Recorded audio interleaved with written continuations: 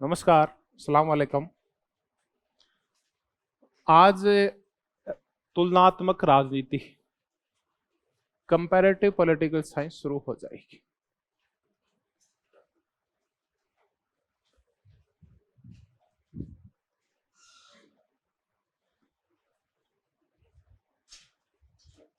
तुलनात्मक राजनीति के जो अध्ययन के उपागम है, शास्त्रीय, क्लासिकल एंड मॉडर्न, ये टॉपिक नहीं है अपना। तुलनात्मक राजनीति क्या है ये भी बहुत ही कम जगह है, तो रोके सिरे ज्यादा नोट्स आ गए। तो कोई नहीं, रोने लग जाएगी ना, रुक जा, आने दे, तुम एक बार पढ़ाने शुरू करने दे।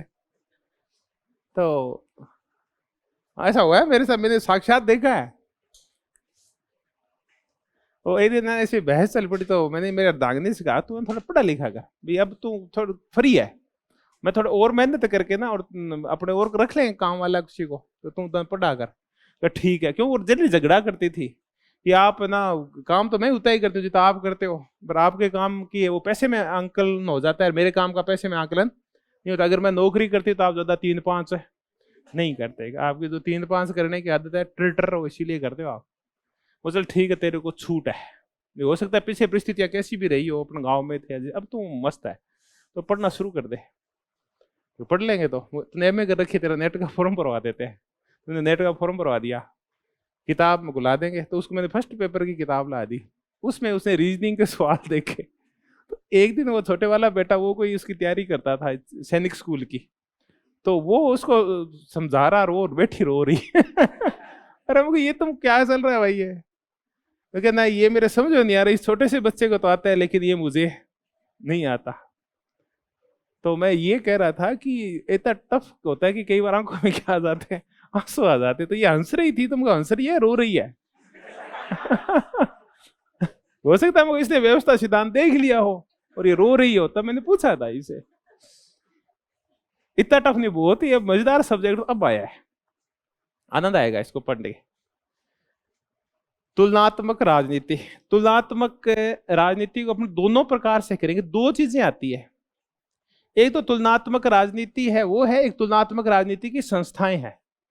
तो इसमें तो कंसेप्ट्स करेंगे और बाकी क्या करेंगे अगले जब ये कंप्लीट हो जाएगा तब इसके ना तो इंस्टीट्यूशंस है वो करेंगे। तो इसमें अपन शुरुआत करेंगे कहां से?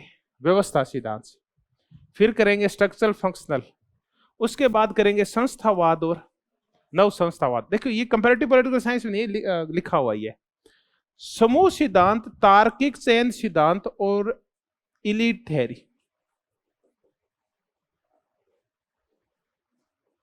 अभिजन सिद्धांत। मैंने आपसे कहा था ना, आप सिलेबस साथ रखा करो। इन तीनों में से ये सिद्धांत पहले ही कंप्लीट हो चुका है, हो चुका है। कब? खूब अच्छी तरह से किया था जब अपन क्या कर रहे थे, डेमोक्रेसी कर रहे थे, पूरा कर लिया था इसको, सारे लीड्स कर लिए थे अपन ने। तार्किक चयन, रैशनल चॉइस या पब्लिक चॉइस थ्योरी कंप्लीट हो चुकी है। कब? जब मैं आपको पब्लिक पॉलिसी का वो करा, पब्लिक एडमिनिस्ट्रेशन करवा रहा था, ये कंप्लीट है। अब क्या बच गया? ग्रुप थ्योरी बची है, वो मैं आपको करवाऊंगा। इसमें से एक ही बचा है, बाकी सब हो रखे हैं, ये दोनों टॉपिक हो रखे हैं, आप देख लेना आपके पास। अच्छा, इसके आपके ना जल्दी आपके वीडियो अवेलेबल हो जाएंगे, इसके वीडियो आपके पास अवेलेबल है। नोट्स आपको आज दे दिए, पहले भी नोट्स दिए थे, दोबारा मिल गए आपको। इसके बाद जो टॉपिक होगा वो होगा राजनीतिक विकास, पॉलिटिकल डेवलपमेंट। आप इस नाम से एक टॉपिक पहले कर चुके हैं, वो टॉपिक कौन सा था बताओ आप? वो विकास और अलग विकास था, वो ये नहीं था। इसके बाद अगला जो जस्ट टॉपिक आएगा वो आएगा राजनीतिक संस्कृति, और इसके बाद जो टॉपिक आएगा वो आएगा राजनीतिक समाजीकरण। ये लो जी। इसके बाद कुछ छोटे छोटे टॉपिक्स आएंगे, इसमें ब्यूरोक्रेसी आएगी, आप वो आपको करवाई हुई है ब्यूरोक्रेसी। पब्लिक पॉलिसी आपको करवानी है। इसके जस्ट बाद जो 8वां टॉपिक करेंगे वो पब्लिक पॉलिसी करेंगे। उसके बाद गवर्नमेंट है आपके गुड गवर्नेंस है और डेमोक्रेटिक गवर्नेंस। गुड गवर्नेंस होता है सुशासन और लोकतांत्रिक शासन या लोकतांत्रिक सुशासन। गवर्नेंस एंड गुड गवर्नेंस, ये टॉपिक है फिर आपके, सुशासन और लोकतांत्रिक सुशासन। एक है आपके कोलोनियलाइजेशन और डी कोलोनियलाइजेशन, ठीक है, उपनिवेश और वी उपनिवेशवाद, राष्ट्रवाद, और वो तो कर चुके हैं अपन, यूरोपियन और एशियन। तो ये टॉपिक बचा हुआ है, उसके बाद वो करेंगे उपनिवेशवाद। बाकी उसके उपनिवेश आगे लिखा हुआ वो टॉपिक हो चुका है। हाँ, अब एक टॉपिक और बच गया अपना, जो बीच में गलती से छोड़ दिया था अपन ने, छोटा सा टॉपिक एक बच गया है, वो है NSW, NSM, new social movements.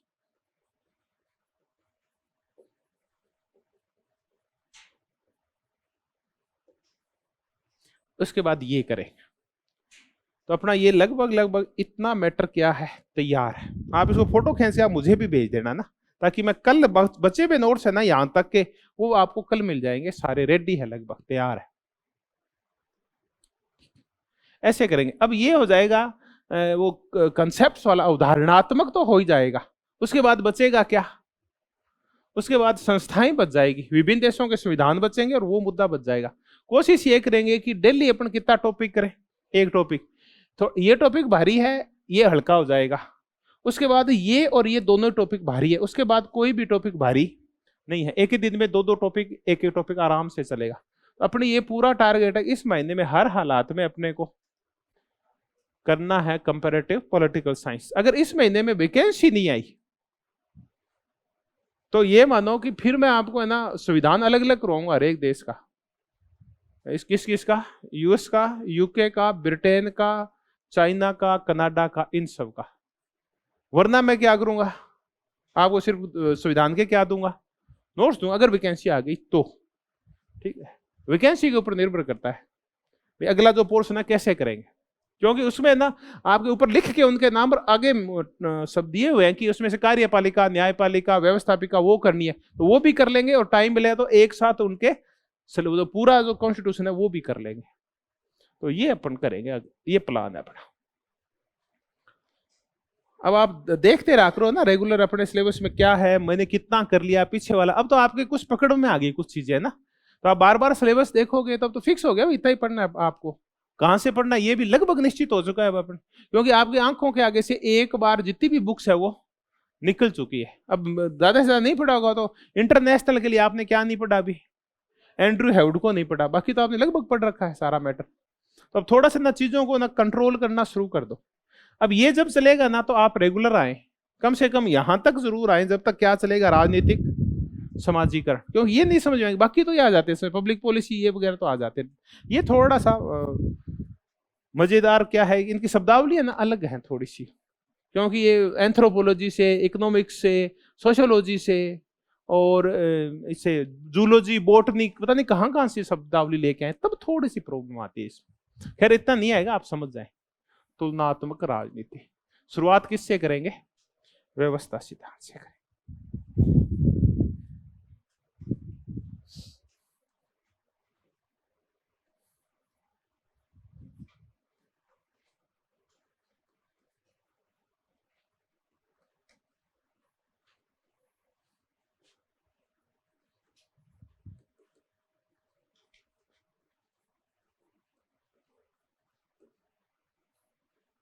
System theory, मैं आपको इतना ही बताऊंगा कि जो अपनी जो सिस्टम थ्योरी है जो राजनीति विज्ञान में, वो दरअसल एक जनरल सिस्टम थ्योरी है, उसी का एक पार्ट है। और जनरल सिस्टम थ्योरी वो है जो हर जगह ही चलती है, जो हर जगह काम आ जाती है। और राजनीति विज्ञान में जो हम सिस्टम थ्योरी पढ़ते हैं, विशेष करके डेविड ईस्टन की पढ़ते हैं, इसका आगमन हुआ कहां से है, सोशियोलॉजी से हुआ है। तो आप में हो सकता है तरतीब से कोई चीजें नहीं लिखी हो, लेकिन मैं आपको बड़ी बड़ी चीजें शुरू करवा देता हूं, और मैं आपको पहले तो ये बताऊंगा कि ये जो व्यवस्था सिद्धांत है ये आया कहां से। व्यवस्था सिद्धांत का जो शुरुआती आगमन हुआ था वहां से शुरुआत करते हैं इसका, कि इसका डेवलपमेंट कैसे हुआ। आप ऐसे करें, कुछ कुछ चीजें ना लिखते जाएं। आज आप कोई पेज है आपके पास या मंगवाऊं है तो एक दूसरे से बंटवारा कर ले आप, ठीक। बड़ी बड़ी चीजें मैं आपको धीरे धीरे कराऊंगा, सारी चीजें आराम से। सबसे पहले आप विकास लिख लेंगे तो आपके डेवलपमेंट समझ में आ जाएगा हम करना क्या चाह रहे हैं। हम तो ये देखेंगे ये आया कहां से व्यवस्था सिद्धांत। अच्छा भला हम राज्य के बारे में, इन सब चीजों के बारे में पढ़ रहे थे तो इसकी जरूरत क्या पड़ गई हमें। तो व्यवस्था सिद्धांत है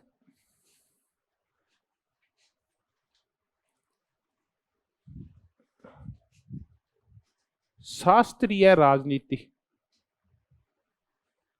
और आधुनिक राजनीति। ये जो दो संकट खड़े हुए ना, इन्होंने ये सारा काम किया है।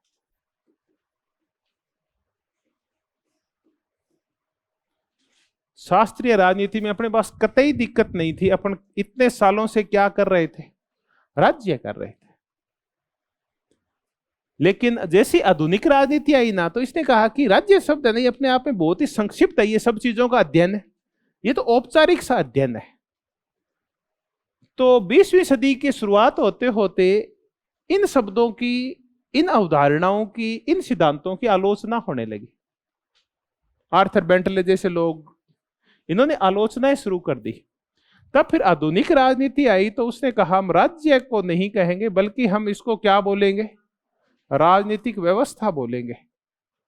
उन्होंने किया क्या है, इसी शब्दावली को क्या कर दिया, थोड़ा सा व्यापक कर दिया है। तो ये राज्य ही, तो दरअसल हम अध्ययन तो किसका कर रहे हैं, राज्य का, लेकिन राज्य को हम कह क्या रहे हैं, राजनीतिक व्यवस्था।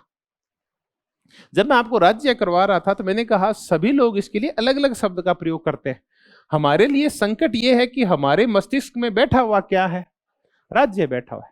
जैसे अपन राज्य कहते हैं ना, अपने फट से ना अपने देश का सारा ढांचा एकदम से दिमाग में आ जाता है कि इसके पास भूमि है, इसके पास जनसंख्या है, इसके पास सरकार है और इसके पास संप्रभुता है। अपने को ये चारों याद करने नहीं पड़ते, फिर भी दिमाग में खाका तैयार हो जाता है कि ये होता है राज्य। लेकिन जैसे मैं कहता हूं ये सिविल सोसाइटी है, जैसा कि लोग कह के गया था, रूसो कह के गया था, तब एक बार दिमाग लगाना पड़ता है कि सिविल सोसाइटी मीन्स राज्य। तो फिर राज्य को याद करते हैं, फिर सिविल सोसाइटी कंपैरिजन करते हैं उसका। फिर मैं कहता हूं कॉमनवेल्थ होता है, जैसा कि होब्स कह के गया था। फिर आप कॉमनवेल्थ को और किसको आपस में तुलना करते हैं, राज्य की तुलना करते हैं। तब दिक्कत आती है, क्योंकि हम बार बार जिस शब्द का यूज करते हैं उस शब्द की हमारे मन में एक परसेप्शन या क्या बन जाती है, एक छवि बन जाती है। इसकी छवि नहीं बन रही, इतना ही संकट है और कोई कारण नहीं है। तो अपन कोशिश करेंगे कि आज इसकी क्या बनाए, एक छवि बनाए। तो हम अध्ययन तो वास्तव में किसका कर रहे हैं, राज्य का। बस थोड़ा सा व्यापक अध्ययन करेंगे तो हम क्या बोल देंगे, उसको राजनीति व्यवस्था बोल दें। तो ये शास्त्रीय राजनीति राज्य को राजनीति व्यवस्था कहती है। हम यहां शक्ति कहते ही हमें पता चल जाता है क्या है, या सत्ता क्या है, आदेश देने का अधिकार वगैरह है, ये सारा है। तो ये शक्ति और सत्ता नहीं बोलते, बल्कि इसको क्या बोलते हैं, प्रकार, फंक्शंस बोलते हैं। ये तो फंक्शंस है, हम सीधे ही फंक्शन बोलते हैं, कार्य, ये कार्य नहीं बोलते, ये क्या बोलते हैं, प्रकार्य बोलते हैं, फंक्शंस। हालांकि इंग्लिश तो वही है इसकी, ये प्रकार्य बोलते हैं। हम यहां करते हैं, वो संस्थाएं करते हैं, इंस्टीट्यूशंस करते हैं। ये संस्थाएं नहीं कहते, बल्कि ये लोग क्या बोलते हैं, आधुनिक वाले इसको संरचनाएं बोलते हैं, स्ट्रक्चर्स बोलते हैं। हम इनको इंस्टीट्यूशंस बोलते हैं शास्त्रीय राजनीति में, जो हमारा छवि बनी हुई है, और ये इसको स्ट्रक्चर्स बोलते हैं। थोड़ा सा व्यापक हो जाता है। और हम यहां जिसको जनमत का निर्माण बोलते हैं, जनता का मत क्या है, जनता सोचती क्या है, जनता कैसी है, इसको वो जनमत नहीं कहते, बल्कि इसको क्या बोलते हैं, राजनीतिक संस्कृति बोलते हैं, पॉलिटिकल कल्चर वगैरह बोलते हैं। नहीं, राजनीतिक संस्कृति बोलते हैं। जब हम नागरिकों को प्रशिक्षण देते हैं, हम तो उसको नागरिक प्रशिक्षण कहते हैं, कि नागरिकों को क्या देना है, प्रशिक्षण। नागरिकों को यह बताना है कि हमारा देश लोकतांत्रिक है, हमारा देश गणतांत्रिक है, हमारा देश धर्मनिरपेक्ष है। तो ये नहीं कहते, ये कहते हैं कि आप जो निर्माण कर रहे हैं वो नागरिक प्रशिक्षण का निर्माण नहीं कर रहे हैं, बल्कि आप लोगों का राजनीतिक क्या कर रहे हैं, राजनीतिक समाजीकरण कर रहे हैं, उनको बता रहे हैं कि आपका देश कैसा है। ये बताना क्या कहलाता है? राजनीतिक समाजीकरण होता है। उनके दिमाग में ये चीजें घुसाना कि हमारा देश ऐसा है, आपको ऐसा होना है इसके अकॉर्डिंग। तो ये क्या करते हैं, शब्दावलियों का अलग अलग प्रयोग करते हैं। और ये सारी नई शब्दावलियां आई कब से? जब से कौन सी राजनीति आई है? आधुनिक राजनीति आई। तो ये जो व्यवस्था सिद्धांत आया है, इसके लिए हम ये कहते हैं कि ये किसका सैद्धांतिक शिशु है? कि ये व्यवहारवाद का सैद्धांतिक शिशु है। इतना ही है। यानी किससे निकला हुआ है ये?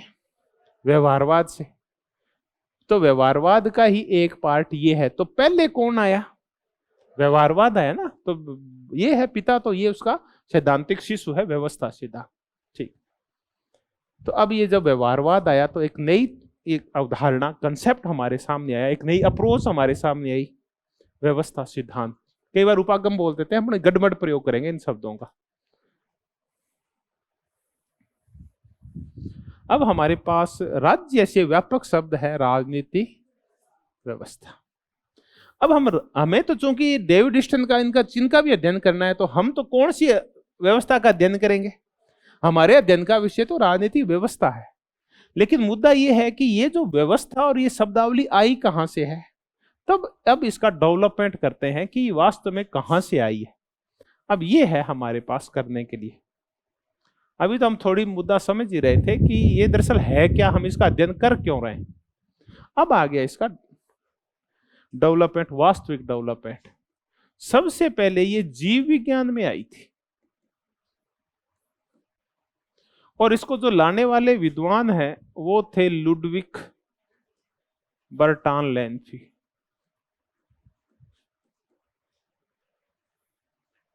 एक ये नाम याद करना पड़ेगा, धीरे धीरे हो जाएंगे।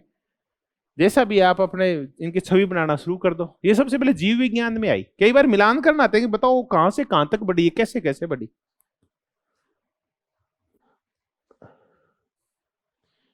लुडविग बर्टान लेन्फी ने सबसे पहले देखा कि जो जीव होते हैं ना, ये सारे जीव आपस में क्या होते हैं? अंतर संबंधित होते हैं, और एक दूसरे के साथ अंतः क्रियाएं करते रहते हैं। एक दूसरे के साथ जुड़े हुए होते हैं, एक दूसरे के साथ क्रियाएं करते रहते हैं। अब अपन ना बचपन में जब विज्ञान की क्लास पढ़ा करते थे, विज्ञान की वो किताब पढ़ा करते थे, तो उसमें ना एक जीवों का सिस्टम आया करता था। पहले घास था, उस घास को एक खरगोश खाता था, है ना। फिर उस खरगोश को ना पता नहीं कुत्ता खाता था, कोई कौड़ खाता था, फिर उसको शेर खाता था, ठीक है। फिर वो वापस डिग्रेड होता था, वो मर के फिर भूनी मिलता था, फिर घास पैदा होता था। ऐसे क्या चलता था? एक सर्किल चलता था। तो जीवों का आपस में जो अंतर संबंध पाया जाता है, सारे जीव आपस में अंत्य क्रिया करते हैं, उसको सबसे पहले किसने देखा? लुडविग बर्टान लेन्फी। ये जी अलग अलग नहीं है, हम सारे एक दूसरे से क्या है? संबंधित है। इस कड़ी में कोई भी कड़ी गायब होती है तो पूरी क्रिया पे, पूरी व्यवस्था पे क्या पड़ता है? फर्क पड़ता है। तो सबसे पहले ये जीव विज्ञान में आया और बर्टान लेन्फी लाया। अब आप अलग अलग जीवों का अध्ययन नहीं करेंगे, बल्कि अब आप जीवों के आपसी संबंधों का भी अध्ययन करेंगे। अकेले जीव के अध्ययन से आपको जीव विज्ञान समझ में नहीं आती। अच्छा, अब शरीर के ऊपर चलते हैं, तब और आसानी से समझ में आ जाएगा। आपको ना शरीर का अध्ययन करना है, तो आप ऐसे अलग अलग अध्ययन करते हैं, तब शरीर का अध्ययन पूरा नहीं होता। एनाटॉमी जिसका हम अध्ययन करते हैं, जिसको एनाटॉमी को क्या बोलते हैं हिंदी में अपन? शरीर विज्ञान। एनाटॉमी शरीर विज्ञान, यही है। तो साइंस की है एनाटॉमी। एनाटॉमी, एंथ्रोपोलॉजी नहीं, गड़बड़ मत करो। चल जो भी है छोड़ो। एनाटॉमी शरीर विज्ञान हो गया। अब शरीर विज्ञान में हम है ना किसी एक पार्ट का अध्ययन नहीं करते कि हम सिर्फ मस्तिष्क का अध्ययन करेंगे, या हार्ट का अध्ययन करेंगे, या पैरों का अध्ययन करेंगे, श्वसन तंत्र का अध्ययन करेंगे, या पाचन तंत्र का अध्ययन करेंगे। हम सबका क्या करते हैं? मिला के अध्ययन करते हैं। आप कहते हैं कि आपका जो मस्तिष्क है वो स्वायत्त और स्वतंत्र, ऐसा नहीं है। मस्तिष्क आपके पाचन तंत्र से जुड़ा हुआ होता है। तो आपके पास जितना अच्छा भोजन मिलता है, आपका मस्तिष्क भी उतना ही क्या रहता है, सक्रिय रहता है। अब आपका मस्तिष्क कई बार बैठे बैठे से ऊँगने लगता है। जब आप बहुत ज्यादा छाछ राबड़ी पी लेते हैं तो आपके मस्तिष्क में थोड़ी गई थी वो चीज, तो कहां गई थी आपके, वो पेट में गई थी। लेकिन पेट और दिमाग क्या है, आपस में इंटरकनेक्टेड है। वैसे ही आपको कई बार ऑक्सीजन की कमी आ जाती है तो आपका दिमाग क्या करने लगता है, सिकुड़ने लगता है। तो इसका संबंध किससे है, हार्ट से है। तो ये सारे जो अंग हैं ये आपस में इंटरकनेक्टेड हैं, एक दूसरे के साथ अंतःक्रिया अंदर ही अंदर करते रहते हैं। तो इससे क्या बनती है, पूरे शरीर की एक व्यवस्था बनती है। तो सबसे पहले ये किसने बताया, लुडविग बर्ट्रान लैनफिन। फिर जीव विज्ञान से ये एंथ्रोपोलॉजी में आ गया, नृह विज्ञान या मानव शास्त्र में आ गया, एंथ्रोपोलॉजी।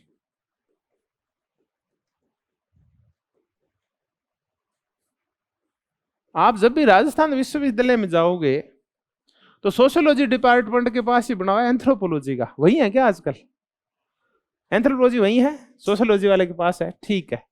तो इसका मतलब एंथ्रोपोलॉजी को अपन सोशल साइंस बिल्डिंग में पढ़ते हैं। तो सोशल साइंस का सब्जेक्ट है कौन सा, एंथ्रोपोलॉजी। लगता है जूलॉजी बॉटनी का भाई बहन होगा, कुछ भी ऐसा नहीं है। एंथ्रोपोलॉजी में साइंस और सोशल साइंस दोनों मिले हुए। मानव का विकास कैसे हुआ, ये कहते हैं ना, ये चौड़े जबड़े वाले नियंत्रण मानव और ये घुंघराले बालों वाले, पीली चमड़ी वाले, ये सारे हम किसके तहत पढ़ते हैं, एंथ्रोपोलॉजी के तहत। मानव का विकास कैसे हुआ था, पर्यावरण का, संस्कृति का, समाज का, मानव के ऊपर प्रभाव क्या पड़ता है, ये सब हम नृह विज्ञान या एंथ्रोपोलॉजी या मानव शास्त्र में पढ़ते हैं। और यहां इसका जो प्रयोग किया था वो एक तो था मेलिनोवस्की और दूसरा था वो था रेडक्लिफ ब्राउन। तो रेडक्लिफ याद नहीं रहे तो ये तो रह जाएगा, रंग कैसा था उसका, ब्राउन, ठीक है। अब यहां से, अब देखो मैंने कहा कि राजस्थान यूनिवर्सिटी में सोशियोलॉजी डिपार्टमेंट के पास ही क्या बना हुआ है, एंथ्रोपोलॉजी। तो ऐसा करो ना, एंथ्रोपोलॉजी डिपार्टमेंट के साथ ही कौन सा अटैच डिपार्टमेंट है, सोशियोलॉजी।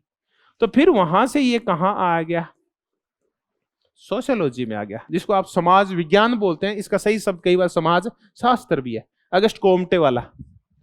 और यहां इसका मेनली जो प्रयोग किया वो किसने किया, पार्सन्स ने किया। हालांकि एसबी ने, मर्टन ने भी प्रयोग किया, लेकिन एक बार कर लेते हैं, इसका प्रयोग पार्सन्स ने किया।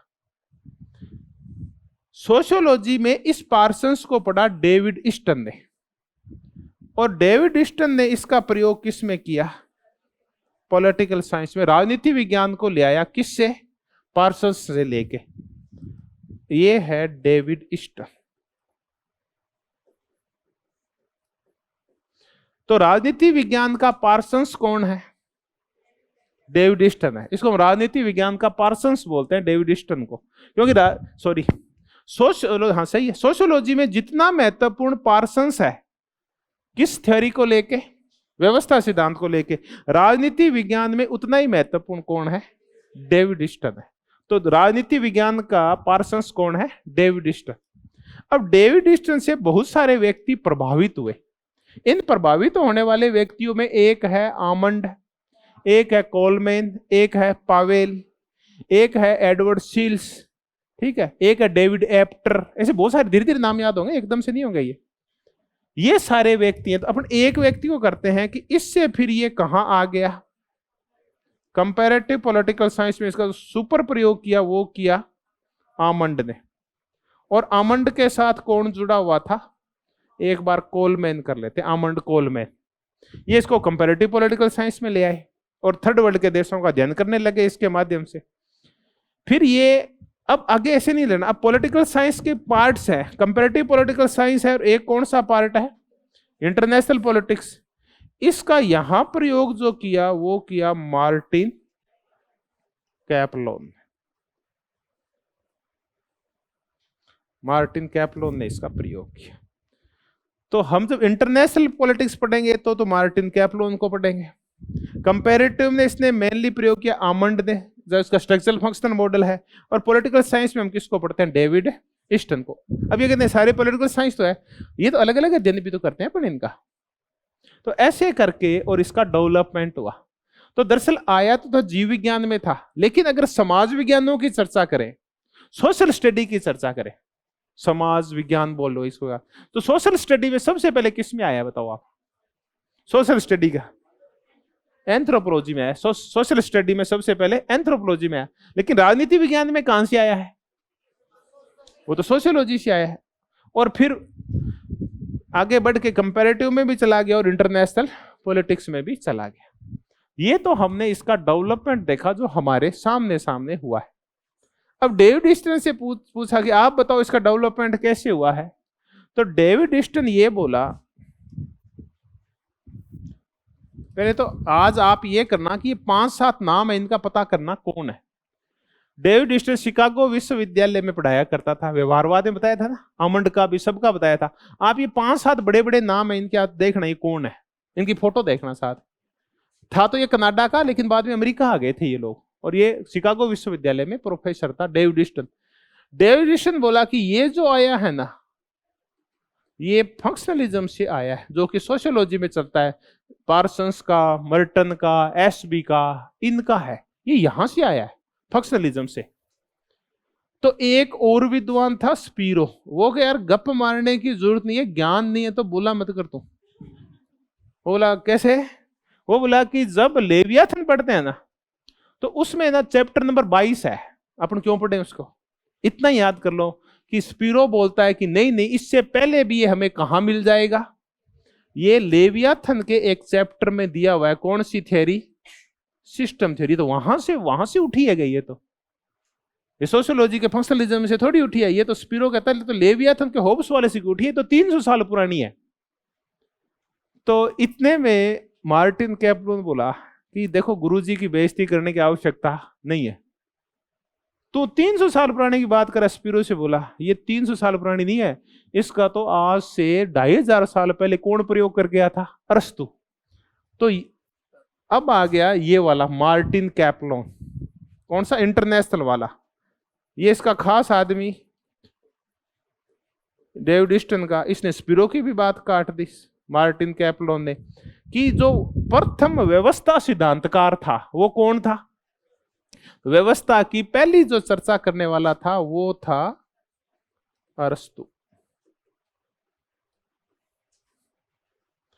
अब क्वेश्चन क्या आया है? 3 तो ये आ गए, सीधे तैयार हो गए। ईस्टन कहता है फंक्शनलिज्म से आया है, स्पीरो कहता है ये लेवियाथन के 22वें चैप्टर से आया है, और मार्टिन कैपलोन कह रहा है कि प्रथम व्यवस्था सिद्धांतकार कौन था जिसने व्यवस्था की चर्चा की थी? वो तो अरस्तु था। 3 क्वेश्चन तैयार हो गए। इसमें सबसे जो महत्वपूर्ण क्वेश्चन है वो है, किसने कहा कि अरस्तु प्रथम व्यवस्था सिद्धांतकार है? मार्टिन कैपलोन। अब आपके पास जो नाम जिनकी आज चर्चा करनी वो साइड में लिख लो, जिनको आप ढूंढोगे आज।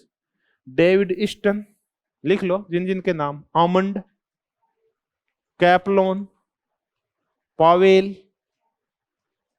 तो रटने नहीं पड़ेंगे फिर, वरना आपकी दिक्कत पैदा कर देंगे ये नाम। और मार्टिन कैपलोन। आज मैं कुछ नाम एक साइड में लिख लेता हूं, फिर और चर्चा कर लेंगे। किस किस का लिख लिया? ईस्टन, आमंड, कोलमैन, पावेल, मार्टिन कैपलोन, लोसवेल। इतना ही बहुत है आज। 5 मिनट में सबको देख जाओगे, सारे अमेरिकन हैं, सारे व्यवहारवादी हैं। एक एक बार थोड़ा थोड़ा 3-3, 4-4 लाइनें पढ़ लेना, आइडिया लग जाएगा, फिर कभी नहीं भूलोगे। हो गया। अब हमने इसका क्या देखा है? अभी डेवलपमेंट देखा है। तो हमने डेवलपमेंट देखा है यहां से यहां तक। क्वेश्चन यहीं से आते हैं कि डेविड ईस्टन ने किससे लिया है? ये पार्सन्स से लिया है। अब हम राजनीति व्यवस्था का जो राजनीति विज्ञान में प्रयोग है उसकी चर्चा करते हैं कि वो किस प्रकार का है।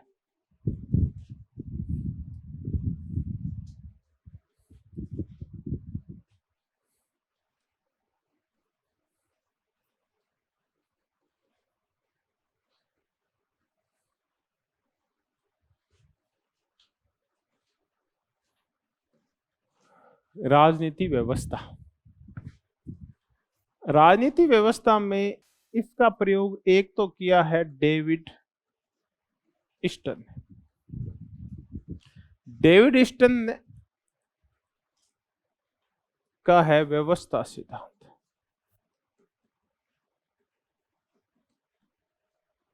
एक इसका प्रयोग किया है जो अपने को करना पड़ेगा, वो किया है आमंड ने और कोलमैन ने, वो है संरचनात्मक प्रकार्यात्मक। धीरे धीरे समझ में आ जाएगा, पॉवेल अलग होगा देखना, प्रकार्यात्मक। और ऐसा ही एक विचारक और है जिसकी हम बहुत ज्यादा चर्चा नहीं करेंगे, वो है मिटचेल। अब ये ना, ये बड़े नाम संकट, एक दो बार तो जानबूझ के नेट में एक क्वेश्चन आया और ये दोनों दे दिए।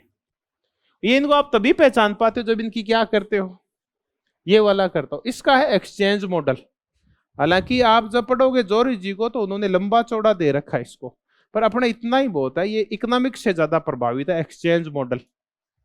अमेरिकन पॉलिटी करके इसकी पुस्तक है मिटचेल की।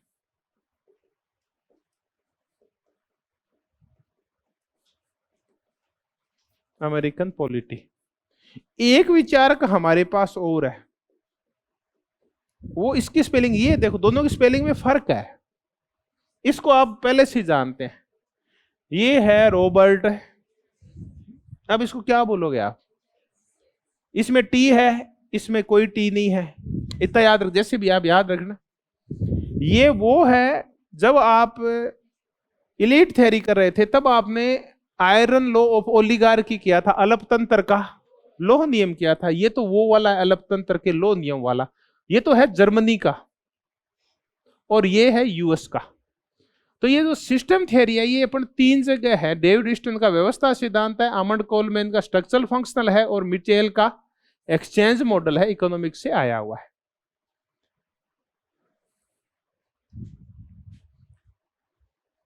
अब हमारे पास पहले जो चर्चा करनी है वो किसकी करनी है, डेविड ईस्टन की करनी है।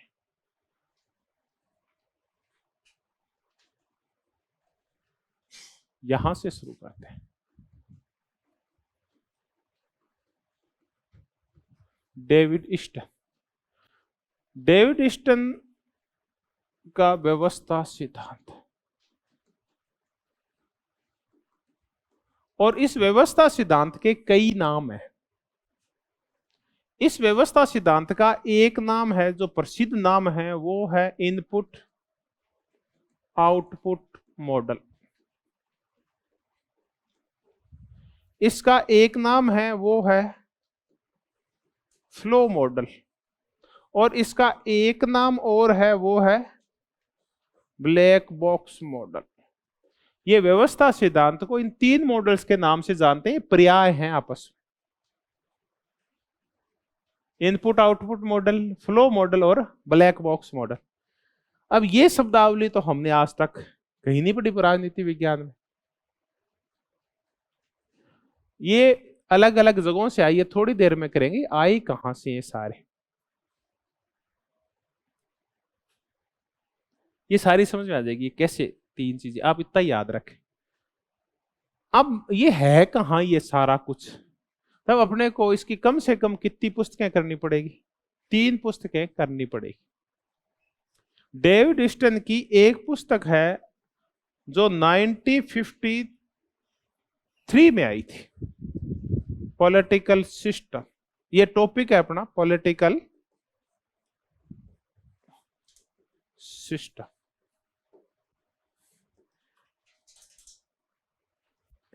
N inquiry into the state of, sorry, ये पॉलिटिकल साइंस में स्टेट की एक इंक्वायरी है इसके अंदर। इसका पूरा नाम मैं भूल रहा हूं,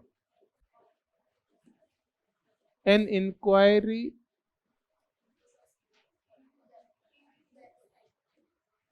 into the state in political science, sorry, of political science,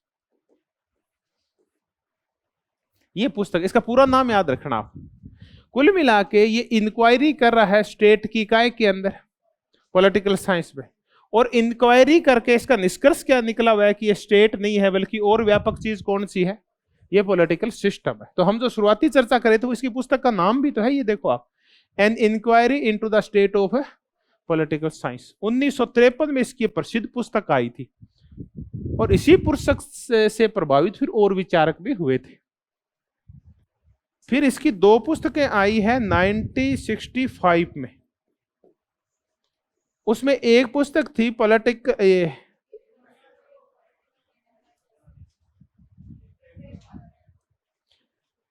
N analysis of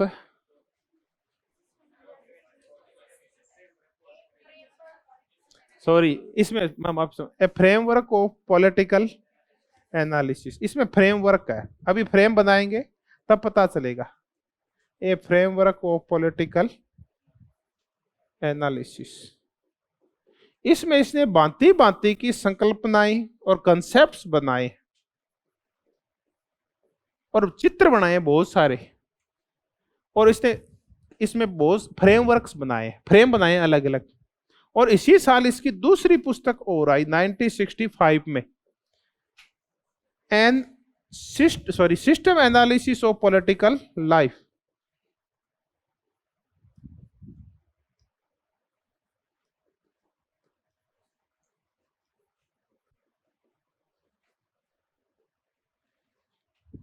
और इसमें उसने इन संकल्पनाओं का स्पष्टीकरण दिया है।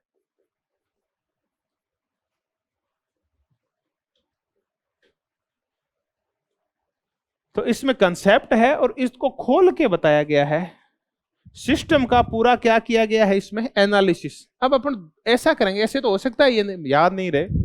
एक पुस्तक तो है उसमें सिर्फ फ्रेमवर्क है, और दूसरे में उसका क्या किया गया है, पूरे सिस्टम का क्या किया गया है, एनालिसिस किया गया है। तो पहले फ्रेमवर्क बनता है, फिर उसका पूरा फ्रेमवर्क का एनालिसिस किया जाता है। आज अपन ऐसा ही करेंगे। अपन पहले तो ये समझेंगे कि पॉलिटिकल सिस्टम होता क्या है, उदाहरण से समझाऊंगा मैं आपको, इसमें उदाहरण ही है। दूसरे में फिर मैं फ्रेमवर्क बनाऊंगा, और उस फ्रेमवर्क में जो बहुत सारी संकल्पनाएं, अवधारणाएं, वो सारी जब चीजें आएगी उनकी एक एक करके मैं उसका एक्सप्लेनेशन करूंगा, तो वो क्या हो गया, उन संकल्पनाओं का स्पष्टीकरण हो गया। तो ऐसे करके इसकी तीन महत्वपूर्ण किताबें हैं, पॉलिटिकल सिस्टम, एक फ्रेमवर्क, और एक सिस्टम का पूरा एनालिसिस क्या है क्या ये सिस्टम। ये तीन इसकी पुस्तकें हैं। आमतौर पे कई बार मिला, अकेली पुस्तक तो नहीं पूछेंगे इसकी। इसका जो व्यापक रूप से इसने इसका स्पष्टीकरण किया है अपने सिस्टम थ्योरी का, वो कौन सी पुस्तकों में किया है, जो 1965 में आई थी। इसको अच्छी तरह से समझाया है, उसको पूरा खोल के रख दिया कि है क्या ये सारी चीजें। अपन जो शुरुआत करेंगे वो यहीं से कर देंगे, पहले इसको समझेंगे, फिर ऐसे करके तीनों पुस्तकों की आज अपन चर्चा करेंगे।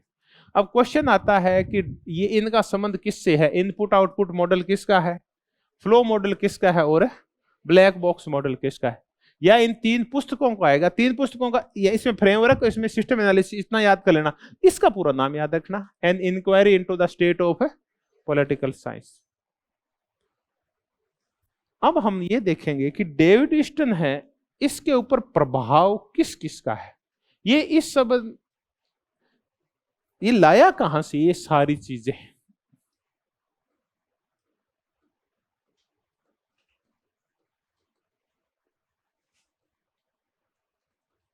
डेविड ईस्टन के ऊपर प्रभाव किसका है।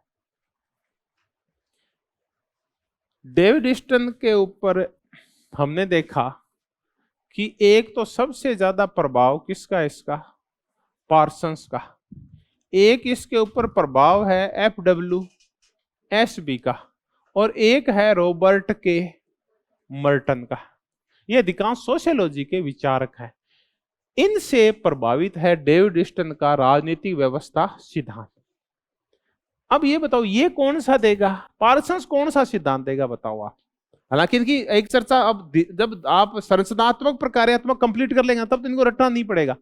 अब थोड़ी सी दिक्कत है, लेवी है, मर्टन है, एसबी है, पार्सन्स है, ये धीरे धीरे याद होंगे। सोशियोलॉजी क्या है ये, तो सोशियोलॉजी में चलता है सामान्य व्यवस्था सिद्धांत, ठीक, उसी से ये आगे प्रसारित हो गए और इसने राजनीति में उसका प्रयोग किया है। तो राजनीति व्यवस्था है डेविड ईस्टन की, इनके सीधी सामाजिक व्यवस्था सिद्धांत इनके हैं, और अपने को राजनीति व्यवस्था में ले लिया उनको।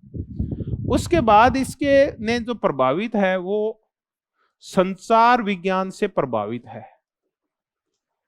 ये जो प्रभावित है वो अर्थशास्त्र से इसने कुछ लिया है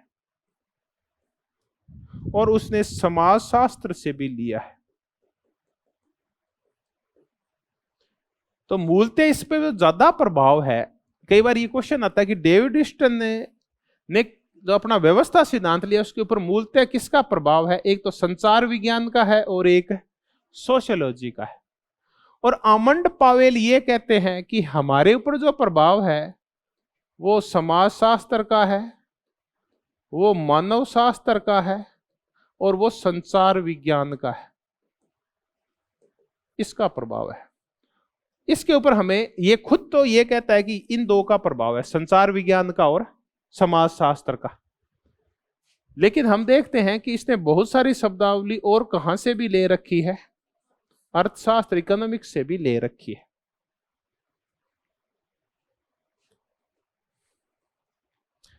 अब इनकी चर्चा करते हैं, ये सारे हैं क्या? ये कहते हैं आमंड और पावेल।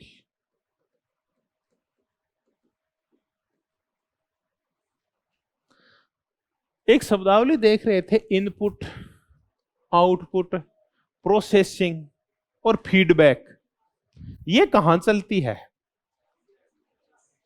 ये तो संचार में चलती है। जब अपन कम्युनिकेशन करते हैं तो इनपुट डालते हैं, फिर वो इनपुट क्या होता है? प्रोसेसिंग होता है, फिर क्या निकलता है? आउटपुट, और फिर वापस जाता है, वो फीडबैक आता है। अब यहां से मजेदार क्वेश्चन तैयार है। ये जो सारी शब्दावली है तो देख रहे हैं कि डेविड ह्यूस्टन पे संचार विज्ञान का प्रभाव है, इनपुट आउटपुट, इनपुट ऐसा नहीं कहते, सही लिख लेते हैं, इनपुट, प्रोसेसिंग और आउटपुट। आपके राजनीति विज्ञान चल रही है, क्या चल रहा है? अभी थोड़ी देर में चलेगी राजनीति विज्ञान, अभी तो हम संचार विज्ञान कर रहे हैं। क्योंकि व्यवस्था सिद्धांत है ना, ये मूलतः अंत है, अनुशासनात्मक है। व्यवहारवाद ने एक बड़ा जो काम किया था वो इसको इंटरडिसिप्लिनरी बना दिया था। तो ये कौन सा सिद्धांत है? ये अंत है अनुशासनात्मक है, इंटरडिसिप्लिनरी है। इसमें अंतर विषय कह लो, इसमें बहुत सारे सब्जेक्टों का एक साथ प्रयोग किया जाता है किसी भी चीज को व्यापक रूप से समझने के लिए।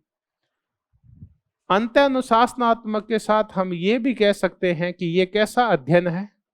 अनुभविक, एम्पेरिकल अध्ययन है ये। ठीक है, ये दो क्वेश्चन तैयार हो गए कि व्यवस्था सिद्धांत अंत अनुशासनात्मक भी है और ये अनुभविक भी है। अब हमारे पास क्या है? अर्थशास्त्र है। अर्थशास्त्र में क्या होता है? मांग होता है। अर्थशास्त्र में मांग और पूर्ति की शक्तियां मिला के क्या बनाती है? संतुलन बनाती है। इसमें लक्ष्य का प्रबंधन किया जाता है, गोल अटैचमेंट किया जाता है कि लक्ष्यों को प्राप्त कैसे करेंगे, जो आपके एक साल में जो टारगेट दिए गए अर्थशास्त्र के अंदर वो कैसे करेंगे। तो ये तो अर्थशास्त्र इससे आया है। अब आ गया समाजशास्त्र। इससे क्या आया? तो समाजशास्त्र से तो अधिकांश सामग्री कहां से आई हुई है? समाजशास्त्र से आई हुई है। तो जो आपका पहले लिखा हुआ है ना, वो देखिए आप, समाजशास्त्र से जो वर्णन प्रधान सामग्री आई है, जो नियमन और संधारण के लिए जो आई है, नियमन और संधारण के लिए, ये जो परिवर्तन के लिए जो शब्द आई है, शब्दावली और ये अवधारणाएं, और ये जो विघटन से संबंधित जितनी भी शब्दावलियां है वो किससे आई हुई है? समाजशास्त्र से। अब ये सारा हम कर क्या रहे हैं? दरअसल मैं बता रहा हूं कि ये प्रभाव, ये चीजें आई कहां से है। तो मैं आपको बताना चाह रहा हूं कि ये कैसा अध्ययन है। दरअसल इंटरडिसिप्लिनरी है, बहुत सारे सब्जेक्टों से बहुत कुछ लिया गया है।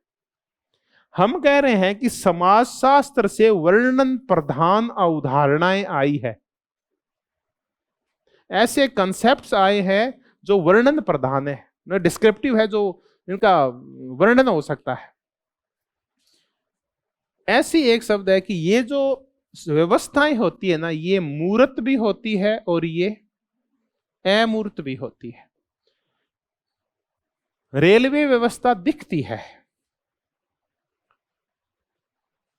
त्वचा को अपन क्या बोलते हैं, जो इसको ऊपर जीव विज्ञान में त्वचा को, हाँ, स्किन, स्किन नहीं और कुछ बोलते होंगे, चलो है।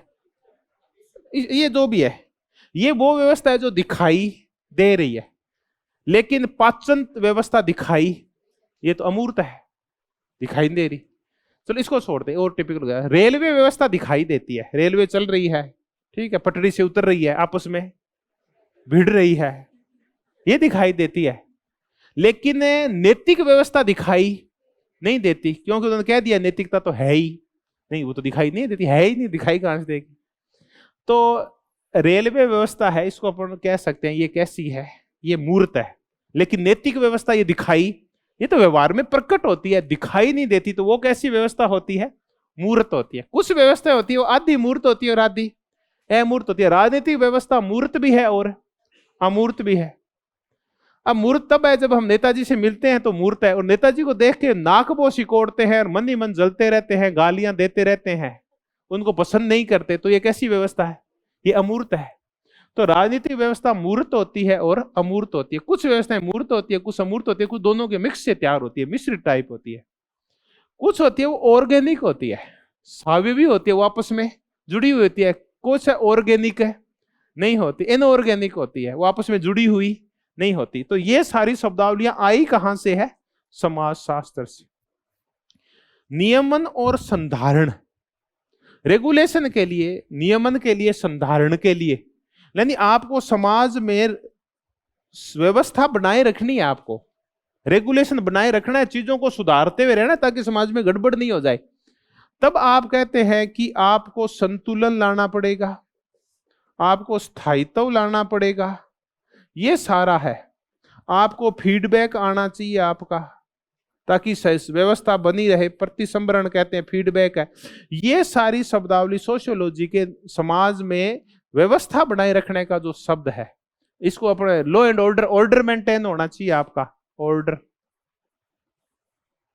समाज में ऑर्डर रहना चाहिए, फीडबैक आता रहना चाहिए, संतुलन बना रहना चाहिए, स्थायित्व बना रहना चाहिए, गड़बड़ है नहीं होनी चाहिए। ये पार्सन्स वगैरह इन शब्दावलियों का प्रयोग करते हैं बार बार। फिर आगे आपको क्या करना है, परिवर्तन करना है। तो परिवर्तन से शब्दावली आएंगे, समाज में परिवर्तन कैसे होता है। फिर आ गया विघटन कि डिस्ट्रप्शन, ये क्या होता है, ब्रेकडाउन कैसे होता है, विघटन कैसे होता है, टूटन कैसे होती है समाज में, फूट कैसे पड़ती है समाज में। ये सारी शब्दावलियां कहां से आई है, सोशियोलॉजी से। तो ये एक एक दो दो शब्दावलियां अगर याद हो तो कर लेना, बाद में पूछ लेंगे कौन सी तो वर्णन प्रधान अवधारणा है, कौन सी नियमन संधारण की अवधारणा है, कौन सी परिवर्तन से रिलेटेड है और कौन सी विघटन से है। दो दो तीन तीन चार चार शब्द एक बार लिख लेना साइड में, एक साइड के अंदर, ठीक है। ये एक समाजशास्त्र से आई है। अब हमें पता चल गया कि डेविड ईस्टन है, ये किस किस से प्रभावित है। विद्वानों में तो पार्सन से, एसबी से और मर्टन जैसे लोगों से प्रभावित है।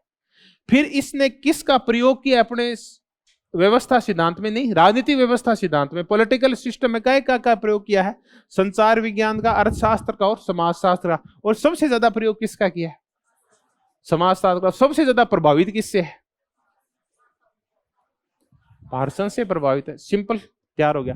तो ये है डेविड ईस्टन, ये राजनीति विज्ञान का पार्सन्स है।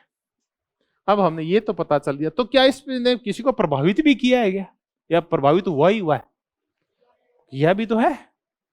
इससे प्रभावित हुआ है आमंड, इससे प्रभावित है कोलमैन, भाई परिवर्तन कर दिया होगा, है तो प्रभावित इससे, आइडिया तो यहीं से लेते हैं, बाद में परिवर्तन कर देते हैं। इससे प्रभावित है पावेल, इससे प्रभावित है डेविड एप्टर, ये धीरे धीरे आएंगे आपके सामने। इसे प्रभावित है आपका, ये एक और विचारक है, याद नहीं आ रहा, चलो कोई धीरे धीरे, ठीक है। आमंड, कोलमैन, पावेल और डेविड एप्टर, ये इससे प्रभावित विचारक है। तो ये हमने डेविड ईस्टन की चर्चा की। अब कई बार ये पूछ लेते हैं कि किस किस का डेविड ईस्टन प्रभाव है और किस किस से प्रभावित हुआ है।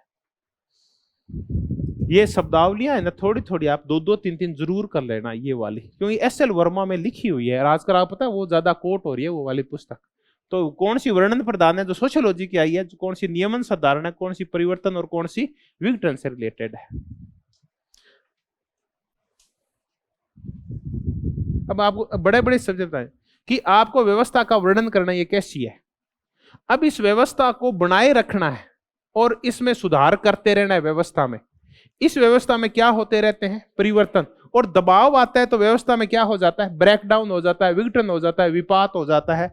ये है विघटन वाली चीजें। तो ये समाज शास्त्र से ली हुई। अब हम डेविड ईस्टन और ये लोग अर्थ क्या बताते हैं, तो वहां से अब समझने की मूल मुद्दा शुरू होता है। अब अपन पॉलिटिकल सिस्टम है, इसका मीनिंग करेंगे, तब ये political system an inquiry into the state of political science, यहां से शुरुआत करते हैं। है क्या सिस्टम? हम इतनी देर से यही कर रहे हैं। अभी तक हमने इतना ही किया है कि डेवलपमेंट हुआ कैसे था, नंबर एक। दूसरा हमने ये किया है कि ये है प्रभावित किससे है। अब हमारी अगली जो चर्चा है, बुक्स कर ली है, किसने किस किस नाम से इसका प्रयोग किया है वो कर लिया है। अब हम इसका करेंगे वो अर्थ करेंगे, मीनिंग क्या है, व्यवस्था होती क्या है।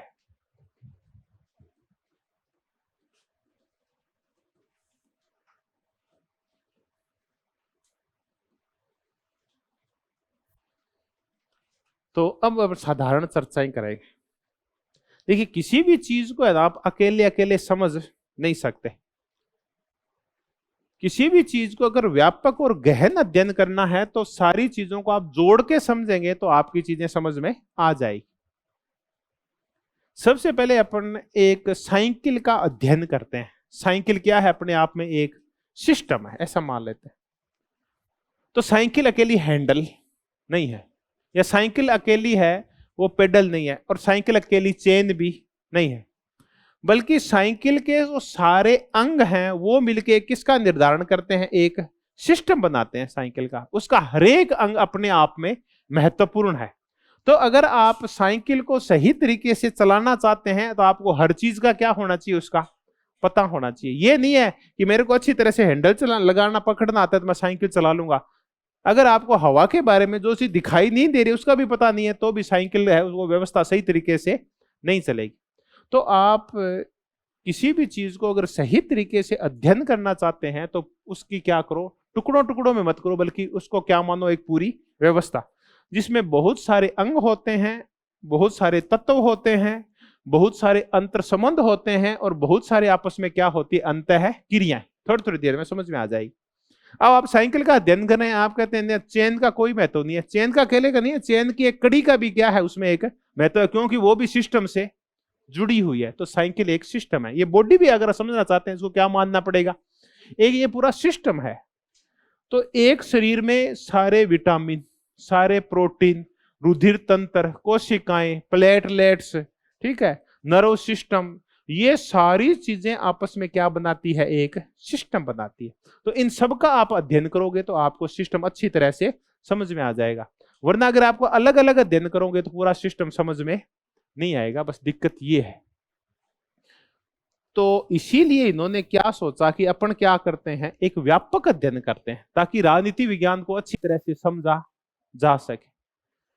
अब ये संकट आए क्यों, इन्होंने इनको इतने व्यापक अध्ययन करने की आवश्यकता क्यों पड़ी? ये आवश्यकता इसलिए पड़ी क्योंकि गड़बड़ कहां चल रही थी, परंपरागत राजनीति विज्ञान में। इसमें गड़बड़ क्या चल रही है, नंबर एक, इसकी जो अवधारणाएं हैं, कंसेप्ट्स है, इसकी जो संकल्पनाएं हैं वो अत्यंत संक्षिप्त है और अलग अलग है। आप राष्ट्र का अध्ययन कर रहे हैं, आप राज्य का अध्ययन कर रहे हैं, आप सरकार का अध्ययन कर रहे हैं, आप सिर्फ उन इकाइयों का अध्ययन कर रहे हैं जो क्या है, औपचारिक है, और सब जगह इनके अलग अलग स्वरूप पाए जाते हैं। आप एक कॉमन अध्ययन नहीं कर पा रहे हैं।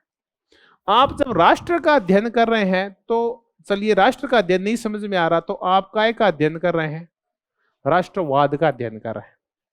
कोई कह रहा है कि ये सांस्कृतिक होता है, कोई कहता है कि ये राजनीतिक होता है, कोई कहता है ये क्षेत्रीय होता है, कोई कह रहा है ये आध्यात्मिक होता है। सब लोग क्या कर रहे हैं, अपना अपना जो मंतव्य है वो इसके अंदर घुसा रहे हैं। राज्य का अध्ययन कर रहे हैं अलग अलग प्रकार से, सरकारें हैं उनका अलग प्रकार से अध्ययन हो रहा है। और ये सारे अध्ययन है कैसे, सिर्फ औपचारिक अध्ययन है। इनमें वो बिल्कुल भी उन चीजों का अध्ययन नहीं करते जिनको हम कौन सी संस्थाएं बोलते हैं, अनौपचारिक संस्थाएं। आप राष्ट्रपति चुनाव का अध्ययन कर रहे हैं, अभी जो गया पीछे, ये वर्तमान राष्ट्रपति जब बनी थी मुर्मू जी, द्रौपदी मुर्मू जी, उसका अध्ययन आप औपचारिक तरीके से कर रहे हैं कि एक फला दिन चुनाव आयोग के यहां से आएगा कि आज क्या है, पर्चा भरा जाएगा, पर्चा भरो, तब फिर बिना किसी दल के पर्चे भरे जाएंगे, फिर एक दिन चुनाव होगा, उसमें एमएलए और एमपी वोट डालेंगे, और वोट डालेंगे, फिर उनका मतमूल्य निकाला हुआ है, उसके अकॉर्डिंग उसकी जोड़ घटाव करके और क्या बन गया, राष्ट्रपति। ये तो कितने मिनट का अध्ययन है, 2 मिनट का। इसका तात्पर्य है कि आप संविधान के 1.5 पेज पढ़ के हमारे बेयर एक्ट का, और आप क्या समझना चाह रहे हैं, भारत के राष्ट्रपति का चुनाव। तो क्या ये इतना सिंपल होता है क्या? इसमें कितनी चालें चली जाती है पर्दे के पीछे, वो कौन बताएगा अपने को? तो अध्ययन तो तब समझ में आता है जब पर्दे के पीछे की चीजों को भी अपने को पता हो। अब अपन करते हैं, कुछ नहीं हुआ था क्या, ये जो चुनाव हुआ वीवी गिरी का, सिंपल मुद्दा है कि वीवी गिरी खड़ा हुआ, सामने नीलम संजीव रेड्डी खड़ा हुआ, दोनों में तकड़ी टक्कर थी, और वीवी गिरी को पहली वरीयता के 50% वोट नहीं मिले, तो फिर दोबारा वोटिंग की गई, नीचे वाले को हटा दिया गया, वीवी गिरी को 50% वोट मिल गए और वीवी गिरी राष्ट्रपति बन गए 1969 में। अच्छा, ये जो पूरा झगड़ा चला था कांग्रेस में, कांग्रेस आर का और कांग्रेस ओ का, वो क्या था? इंदिरा गांधी का हस्तक्षेप क्या था? विभिन्न लोगों का इंदिरा की ओर झुकाव क्या था? नेहरू परिवार का प्रभाव क्या था? प्रधानमंत्री कैसे प्रभावित करता है राष्ट्रपति के चुनाव को?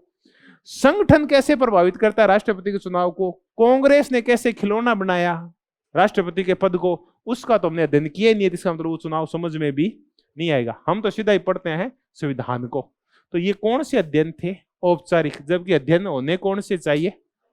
अनौपचारिक अध्ययन होने चाहिए। तो ये है जो संकल्पनाएं थी, ये अब काम की नहीं बच गई थी, ये औपचारिक हो गई थी। कैसा अध्ययन करना है? अब आपको जो अध्ययन करना है वो मूल्य मुक्त अध्ययन करना है। आपको जो भी अध्ययन करने हैं वो विचारधारा मुक्त अध्ययन करने हैं। अब तक जितने भी विचार आए थे उनमें मूल्य घुसे हुए थे, विचारधाराएं घुसी हुई थी। हर एक चीज को आप उनके अकॉर्डिंग देख रहे थे। आप अच्छे राजा का अध्ययन कर रहे हैं तो आप, प्लेटो अलग तरीके से बता रहा है, कौटिल्य अलग तरीके से बता रहा है, प्रिंस में अलग तरीके से है। सब लोग अपने अपने मूल्य घुसा रहे हैं, किसके ऊपर? राजा के ऊपर। हम एक निश्चित निर्णय पे नहीं पहुंच पा रहे हैं कि राजा होना कैसा चाहिए। सबके राजा अलग अलग हैं। ऐसे ही हर जगह क्या घुसी पड़ी है? विचारधारा। उदारवाद तो कह रहा है मैं बताता हूं वो समाज अच्छा है, और मार्क्सवादी कह रहे हैं हमारा समाज अच्छा है, रूढ़िवादी कह रहे हैं हमारा समाज अच्छा है। तो इसका तात्पर्य है कि अब आप मूल्य मुक्त नहीं है और विचारधारा से भी मुक्त नहीं है। अब आपको मूल्यों से भी मुक्त होना है, और आपको कौन से अध्ययन करने हैं? तथ्यात्मक। और आपको कैसे अध्ययन करने हैं? जो विचारधाराओं से क्या हो? मुक्त अध्ययन हो। अब आपको ऐसे अध्ययन करने हैं जो समस्त व्यवस्थाओं पे एक साथ लागू हो। एक ही अध्ययन हो जो भारत में भी लागू हो, अमेरिका पे भी लागू हो, और अफ्रीकन देश के ऊपर भी लागू हो। अलग अलग अध्ययन करने की आवश्यकता नहीं है। तो राजनीति विज्ञान में ऐसी अवधारणाओं का विकास किया जाए जो सार्वभौमिक हो, जो सब जगह समान रूप से लागू हो पाए, अलग अलग मुद्दों का अध्ययन नहीं करना पड़े, ऐसे फ्रेमवर्क बनाया जाए। तो फिर सार्वभौमिक सिद्धांत निर्माण की कोशिश की गई कि ऐसे सिद्धांत निर्मित किए जाए जो सब जगह एक तरीके से लागू। सार्वभौमिक सिद्धांत निर्माण। तब डेविड ह्यूस्टन बोला कि मैं जो व्यवस्था सिद्धांत बताऊंगा ना वो तीनों संसारों पे लागू होगा, फर्स्ट वर्ल्ड पे भी, सेकंड वर्ल्ड के ऊपर भी, और थर्ड वर्ल्ड के ऊपर भी। ऐसा एक सिद्धांत बनाओ तो सभी समाजों में समान रूप से लागू होता। अब आप कहते हैं सभी समाजों में कौन से सिद्धांत लागू नहीं होते? अगर आप संसदीय व्यवस्था का अध्ययन करते हो तो अमेरिका समझ में नहीं आएगा, और अध्यक्षात्मक करते हो तो भारत और ब्रिटेन समझ में नहीं आएंगे। अगर आप राजतंत्रात्मक करते हो तो गणतंत्रात्मक व्यवस्थाएं समझ में नहीं आएगी। तो एक ऐसा अध्ययन करो जिसमें सारी चीजें समझ में आ जाए, औपचारिक अनौपचारिक सारी चीजें एक साथ समझ में आ जाए। तो ऐसे व्यापक अध्ययन करने हैं अपने को। तब फिर इनको हटाने के लिए जो नया सिस्टम आया राज्य को समझाने के लिए, राजनीति विज्ञान को समझाने के लिए, वो क्या आया? व्यवस्था सिद्धांत आया। तो ये परंपरागत राजनीति से जो असंतुष्ट लोग थे वो क्या लेके आए? व्यवस्था सिद्धांत लेके आए, आधुनिक राजनीति लेके आए, ये था। अब हम इनका अर्थ समझते हैं कि अर्थ क्या है। अभी तक हमने देखा कि अगर आपको राजनीति को सही तरीके से समझना है तो इसको आपको क्या मानना पड़ेगा? एक व्यवस्था मानना पड़ेगा। ठीक है, राजनीति एक व्यवस्था है। अब व्यवस्था होगी ना तो ही समझ में आएगी, क्योंकि राजनीति आज तक हम ये मानते आए थे सिर्फ कौन सी संरचनाएं? औपचारिक संरचनाएं या संस्थाएं। हमने इनका तो अध्ययन ही नहीं किया था, जिनको हम क्या बोलते हैं? अनौपचारिक। हम जब भी लोकसभा का अध्ययन करते हैं, लोकसभा का, तो बताओ आप क्या अध्ययन करते हो? इतना अध्ययन करते हैं कि भारत में एक संसद है, वो 3 से मिलकर बनती है, राष्ट्रपति, राज्यसभा और लोकसभा। लोकसभा भारत का नियमन सदन है, एक लोकप्रिय सदन है। इसके जो चुनाव होते हैं वो फर्स्ट पास्ट द पोस्ट प्रणाली से होते हैं, और देश को 543 विभिन्न क्षेत्रों में बांट दिया गया है। उसके बाद विभिन्न पार्टियां अपने लोगों को मत देती है, वो टिकट बांटती है, और उसके बाद जो ज्यादा वोट लेता है वो जीत के आ जाता है और लोकसभा का निर्माण हो जाता है। वो फिर 5 साल चलती है अगर ढंग से चलती है, वरना कई बार उसको मंत्रिपरिषद सिफारिश करके और बीच में भी हटा देती है। बस ये कंप्लीट हो गया क्या चीज? लोकसभा। तो क्या लोकसभा इतनी सिंपल है क्या? तो फिर ये क्या करती है? लोकसभा कानून बनाती है, जनता के हित में कानून बनाती है। तो अब आप ये बताओ, लोकसभा ये नहीं है। आप लोकसभा को तब तक नहीं समझ पाएंगे जब भारत के धर्म, जाति, भाषा, क्षेत्र, लिंग, अर्थव्यवस्था, इनको अगर आप अच्छी तरह से नहीं जानते हैं तो भारत के लोकसभा को भी समझ नहीं पाएंगे। न तो आप समझ पाएंगे लोकसभा के चुनाव, न ही लोकसभा में से कुछ लोग जो मंत्री बनते हैं वो, और न ही समझ पाएंगे लोकसभा की कार्य प्रणाली, और न ही समझ पाएंगे लोकसभा जो क्या बनाती है, कानून। ये अच्छी तरह से तभी समझ में आएंगे जब आप इन चीजों के बारे में जानते हैं। छोटा सा मुद्दा है कि ये जनहित में क्या बनाती है? कानून बनाती है। तो अभी आपने देखा कि कितना शोर मचा हुआ है पहलवानों वाले मुद्दे के ऊपर। देखिए,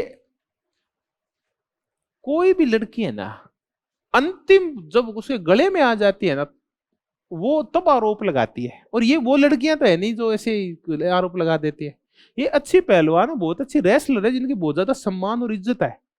और पता है इस पद के ऊपर कितने अच्छे घरों की लड़कियां पहुंचती है, जिनके खाना पीना फुल मिलता है। गरीब आदमी तो अपने बेटे बेटियों का खाना तक अफोर्ड नहीं कर पाता, पहलवान को इतना खाना पड़ता है। तो इसका मतलब ये अपने घर आर्थिक रूप से थोड़ी सी क्या होंगी? साउंड होगी। स्वाभाविक है, इनका बैक थोड़ा ठीक होगा। तो आमतौर पे हमने देखा है कि ये परिवार वाले ही, जो साउंड परिवार वाले होते हैं, अपने मूंछों का बाल मानते हैं लड़कियों को। तो वो तो ऐसे मुद्दों को उठने ही नहीं देते, कोई बात नहीं बेटा, चुप रहे, बेइज्जती हो जाएगी। इसका मतलब वो लड़की बाहर आई है तो कोई ना कोई गड़बड़ तो हुई है। ठीक है, लेकिन ये ना लोकसभा कर क्या रही है? तो जनहित के मुद्दे उठाती है, उठा क्यों नहीं रही? क्योंकि लोकसभा में कौन से मुद्दे हैं? लिंग पे चलती है। ये पुरुष प्रधान है, महिला प्रधान है। आज यहाँ 50% महिलाएं होती, तो ये आदमी कहाँ होता? आज अंदर होता। अब देखो, इससे बुरा रूप क्या होगा कि एक प्रत्यक्ष मुद्दा है, कोई देखो बहुत ही कम सोशल मीडिया पे ये मुद्दे उठते हैं। मीडिया तो इनका निष्पक्ष आंकलन नहीं करता। आप कुछ मत करो, आप 2 चीजों को उठा लो। एक तो उठा लो वो जो कुश्ती फेडरेशन वाला आदमी है, गुंडा जो है, उसको उठा लो आप। उसके ऊपर वकायदा दर्ज है, कितने केस? 30-40 केस वकायदा दर्ज है। तो एक आम और अच्छे आदमी पे कभी भी इतने केस दर्ज नहीं होते। नहीं, रेप के ऐसे गुंडागर्दी के नहीं होते दोस्तों। वोट के समय आप कोई गड़बड़ कर देते हैं, ये तो हो जाता है। गुंडागर्दी के केस दर्ज नहीं होते। आपने उसको मार दिया, आपने उसका अपहरण कर लिया, आपने उसे रेप कर दिया, स्वयं स्वीकार कर रहा है। एक आदमी तो मैंने सरेआम मारा है, वो तो स्वयं स्वीकार कर रहा है। दूसरी तरफ वो लड़कियां हैं, उनका ट्रैक रिकॉर्ड उठा के देख लो, ठीक, आपको पता चल जाएगा कौन सही है और कौन गलत है। लेकिन मुद्दा कहां आके अटक गया है? आप कह रहे हैं कि छोटा सा मुद्दा है। अब इस मुद्दे को समझना है आपको। लोकसभा इस मुद्दे पे कुछ भी नहीं कर पा रही है। क्यों? नंबर एक तो इसमें क्या घुस गया है? धर्म। धर्म कैसे कि एक धर्म के कुछ लोगों के हम ठेकेदार, हम डिसाइड करेंगे काम हुआ है या नहीं हुआ। दूसरा क्या घुस गया है? जाट एक तरफ हो गए हैं और राजपूत एक तरफ हो गए। जानबूझ के फ्रैक्शन पैदा किया गया है। ये लैंगिक शोषण का मुद्दा, इसमें जाति घुसनी नहीं चाहिए थी। ये तो औरतों की अस्मिता का मुद्दा था, लेकिन जानबूझ के सोशल मीडिया पे क्या घुसाई गई है? जाति घुसाई गई है। और क्या घुसाया गया है? क्षेत्र। क्षेत्र कैसे घुसाया गया कि ये यूपी का मामला है और ये हरियाणा का मामला है। और क्या घुसा गया है? लिंग है। तो ये सारे मुद्दे हैं, आर्थिक मुद्दे नहीं है। एक बहुत ही पैसे वाला है जिसके पास सैकड़ों कॉलेज हैं, और दूसरी तरफ वो है जो सिर्फ संघर्ष कर रहे वाले कुछ परिवार है किसानों के। ये सारा मुद्दा है। तो देखिए, अपन इस मुद्दे को अगर समझना चाहें तो लोकसभा में अगर आपको मुद्दे समझने कि कैसे कानून बनते हैं, कैसे कुछ होता है, तो ये सारे मुद्दे उठते हैं। तो अब आपको जो अध्ययन करना है तो औपचारिक नहीं होना चाहिए, बल्कि कैसा होना चाहिए? अनौपचारिक है। तब जाके लोकसभा, राज्यसभा, राष्ट्रपति के चुनाव, ये सारी मंत्रिपरिषद का गठन, ये सारे समझ में आते हैं। तो मैं आपको ये बता रहा था कि अगर व्यवस्था है क्या, ये सारी चीजें मिलती है तब क्या बनती है? एक व्यवस्था बनती है। इन सारी चीजों का आपस में गठन होता है तब बनती है सारी।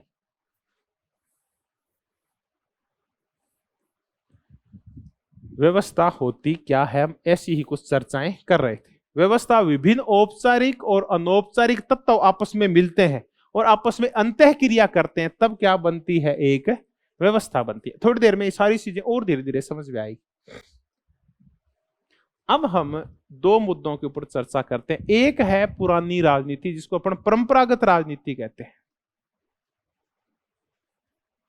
और दूसरी है ये आधुनिक वाली राजनीति या व्यवस्थावादी वाली राजनीति। व्यवस्थावाद वाली, ये जो पुरानी राजनीति है, ये कहती है कि राजनीति विज्ञान में जो मुख्य केंद्र है वो धर्म है, वो राष्ट्र है, वो सरकार है, ये इनके मुख्य केंद्र में रहते हैं। राज्य है, ये है इनके मुख्य आधार। मध्यकाल में ये था, फिर बाद में ये आ गया, राष्ट्र राज्य आ गए, ये सारे आ गए। व्यवस्थावादी इसको स्वीकार नहीं करते। व्यवस्थावादी स्वीकार करते हैं मैक्स वेबर को। मैक्स वेबर की एक बहुत ही महत्वपूर्ण परिभाषा है, और वो है कि है क्या दरअसल राज्य है, कि वो भौगोलिक एक निश्चित क्षेत्र है जिसके पास शक्ति यूज करने का, दंड देने का वैध एकाधिकार है। वो है जिसके पास शक्ति का वैध एकाधिकार है।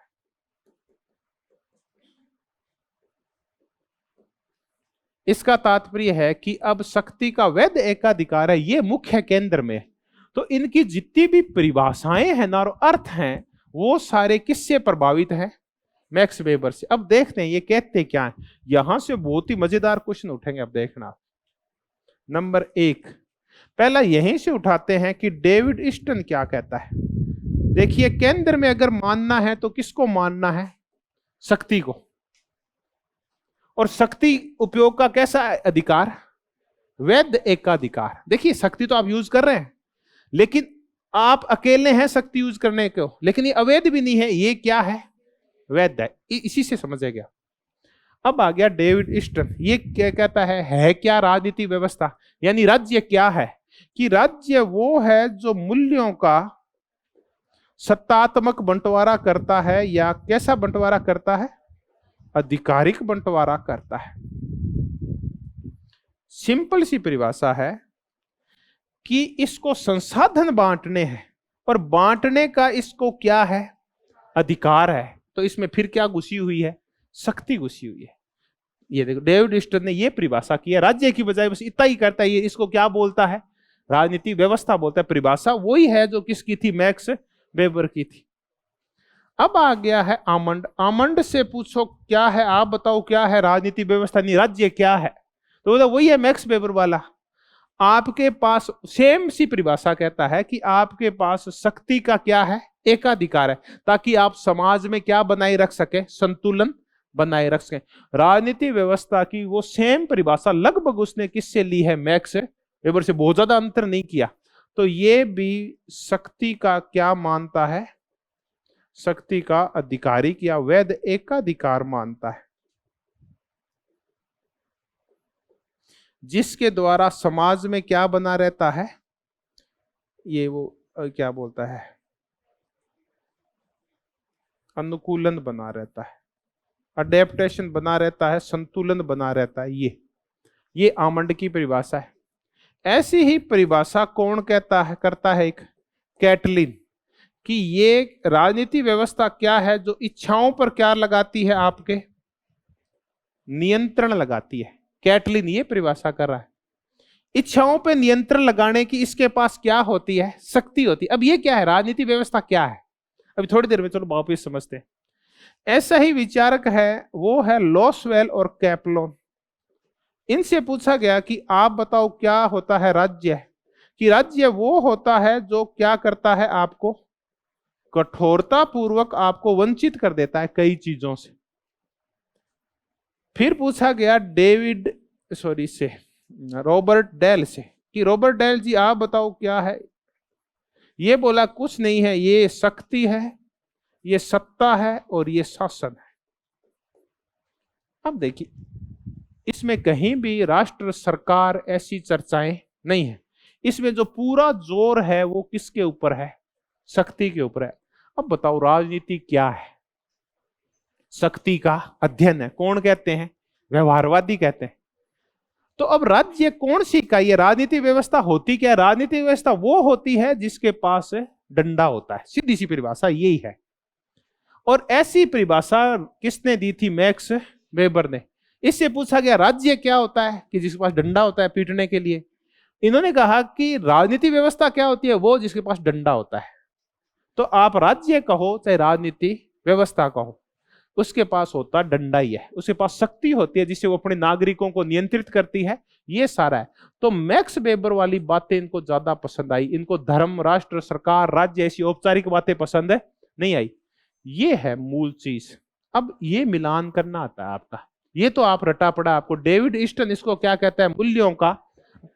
इसमें आधिकारिक माने सत्ता पूर्वक बंटारा, अथॉरिटी के साथ, सत्ता के साथ बंटवारा। ताकत होती है चीजों को बांटने की, तभी कोई उसके सामने बोलता नहीं है। आमंड कहता है वही शक्ति का एकाधिकार ताकि अनुकूलन बनाए रखा जा सके। कैटलिन कहता है कि इसके पास इतनी शक्ति होती है राजनीतिक व्यवस्था के पास कि आपको अपनी इच्छाओं पे क्या लगाना पड़ता है, नियंत्रण।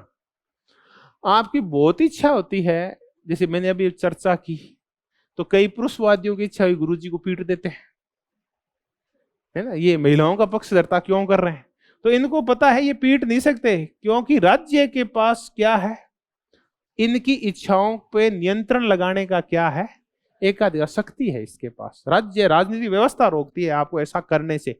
आप कुछ भी जब अराजकता फैलाने की कोशिश करते हैं, आपकी इच्छा होती है अराजकता फैलाने की, तो कौन रोक देता है आपको, राज्य। तो राज्य वो है जो आपकी इच्छाओं पर नियंत्रण लगाता है, राजनीतिक व्यवस्था वो होती है।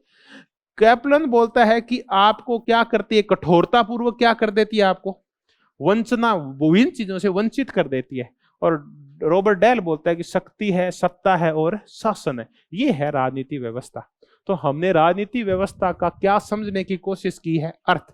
और हमें एक ही अर्थ समझ में आया है कि राजनीति व्यवस्था है, उसके पास डंडा होता है, इतना ही पता है। तो राजनीति व्यवस्था वो जो अपने पास डंडा रखती है, बस।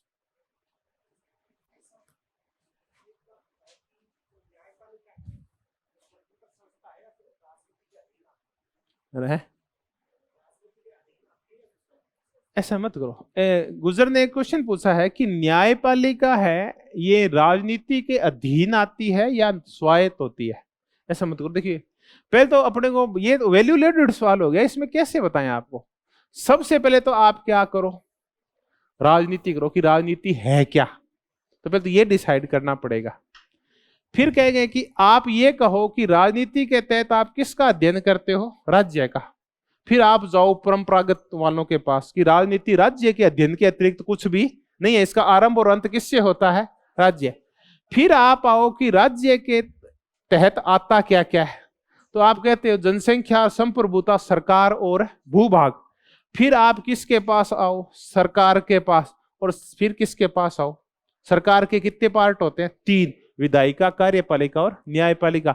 न्यायपालिका राजनीति से स्वायत्त चीज नहीं होती, बल्कि राजनीति के व्यापक अंगों में से एक पार्ट कौन सी होती है? न्यायपालिका होती है। तू गुजर दिमाग कहां चलाता रहता है मेरे भाई? तो मेरी सुन, मैं तेरे को बात बताता हूँ। आप, मैं जो बोलता रहता हूँ ना, मैं तो आपको मुद्दों को समझाने के लिए बोलता हूँ यार। मरने दे, अपने कोई मतलब नहीं है। गिरफ्तार इसलिए नहीं किया गया क्योंकि वो सत्ता में राजा, इसलिए गिरफ्तार नहीं किया गया। सत्ता में नहीं होता तब उसको ढा लेते अब तक उसको। हाँ, बस पावर का ही है। ठीक है? क्या चीज? तो कोर्ट में अभी तक मुद्दा गया है, कोर्ट करेगी निर्णय। ये थोड़ी है कोर्ट कोई मनमर्जी से निर्णय थोड़ी देती है, वहां तो सालों साल लग जाते हैं कोर्ट में तो। चलिए ऐसा ही, अच्छा चलो छोड़ दो, इसको छोड़ दें। ऐसा मुद्दा भाई तेरे खिलाफ होता ना, तू अब कहां बैठा होता? अंदर बैठा होता।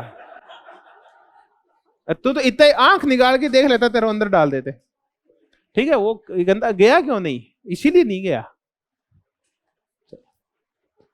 अब ये जो दायित्व होता है ना, ये उसका होता है जिसने गड़बड़ की है। ठीक है? आज हम कर रहे थे स्वतंत्रता का स्वतः सिद्ध सिद्धांत या पूर्व सत्यापित सिद्धांत। लड़कियों ने जब ये कह दिया ना हमारे साथ गड़बड़ हुई है, तो लड़कियां सत्यापित नहीं करेगी। किसको सत्यापित करना पड़ेगा? सामने वाले को, कि मैंने ऐसा किया नहीं है। तो यहां तो लड़कियां सत्यापित कर रही है कि हमारे साथ ऐसा हुआ है, वो तो बोल ही नहीं रहा। ठीक है? तो ये होता है, उसको गिरफ्तार करके फिर बुलाया जाता है, तुम बता भाई तूने किया था या नहीं किया था। उसको भाई हाथ ही नहीं लगा रहा कोई। ये सत्ता के चलो प्रभाव है, चलते रहते हैं। तो मैं तो इधर को मैं समझाने के लिए कह रहा हूँ, मुझे कोई मतलब नहीं है वो पकड़ा जाए। मेरा ये मंतव्य है कि आप सारे क्या बन जाओ कॉलेज में लेक्चरर। अब यादव कह रहा है ये बात सही कह रहा है, गलत कह रहा है, अपने को कोई मतलब नहीं है गुजर। अपने को इससे मतलब है कि डेविड ईस्टन ने क्या कहा, मूल्यों का आधिकारिक बंटवारा। ये अपने मुद्दे हैं, क्लास के बाद के मुद्दे हैं। क्लास में ये मुद्दे करेंगे अपन। आमंड क्या कह रहा है? ये कैटलिन कह रहा है इच्छाओं पर नियंत्रण। लॉसवेल कह रहा है कठोर वंचनाएं। और डेड ये सारा कह रहा है। अब ये ना अलग अलग एक साथ लिख लेना, मतलब ऐसे खांचा बना के एक तक आपकी सारी याद हो जाएगी एक साथ। और ये सारी प्रभावित किससे है? मैक्स वेबर से। और विशेष करके इसको बिल्कुल सेम सा तो ग्रहण किसने कर लिया है? आमंड ने ग्रहण कर लिया है। हमने व्यवस्था का अर्थ देखा। व्यवस्था वो होती है जिसको समाज में लॉ एंड ऑर्डर बनाने के लिए जिसके पास डंडा होता है, वो क्या होती है? राजनीतिक व्यवस्था होती है। औरों के पास डंडे नहीं होते। धर्म के पास डंडा नहीं होता, जातियों के पास नहीं होता। वो किसके पास होता है? राजनीतिक व्यवस्था का। उसके ऊपर एकाधिकार होता है उस डंडे के ऊपर, वो है राजनीतिक व्यवस्था। अब 1 मिनट का क्या लेंगे? विराम लेंगे, और मैं आपको फिर कराऊंगा राजनीतिक व्यवस्था की परिभाषा क्या होती है, वो करेंगे अब। धन्यवाद, बहुत बहुत धन्यवाद।